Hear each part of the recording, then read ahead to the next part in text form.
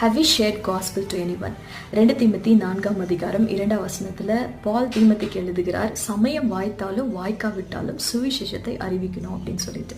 எத்தனை பேர் நம்ம சுவிசேஷ ஊழியத்தில் ஈடுபட்டிருக்கிறோம்? வேதம் சொல்லுகிறது, சுவிசேஷம் நமக்கு பிரதான கட்டளையாக கொடுக்கப்பட்டிருக்கிறது. ஆண்டவராகிய இயேசு கிறிஸ்து நம்ம ஒவ்வொருவரும் அவரை குறித்து அநேகருக்கு சொல்லணும் அப்படின்னு சொல்லி அதை கமாண்டாக கொடுத்துருக்கிறாரு.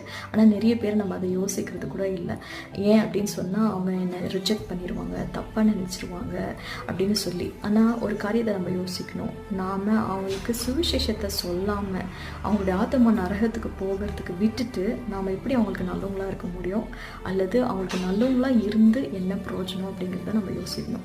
ஸோ இன்றைக்கி இந்த மாதத்தில் இசப்பா நான் ஒருத்தருக்காகிலும் சுவிசேஷத்தை அறிவிக்கணும் அப்படின்னு சொல்லி ஆண்டவரத்தில் ஒப்பு கொடுத்து நம்ம ஜெபம் பண்ணும்பொழுது ஆண்டவர் ஏற்ற ஞானத்தையும் கிருபையும் தைரியத்தையும் நமக்கு கொடுத்து அனுப்புவார் ஆத்மாதாயம் செய்வதற்கு.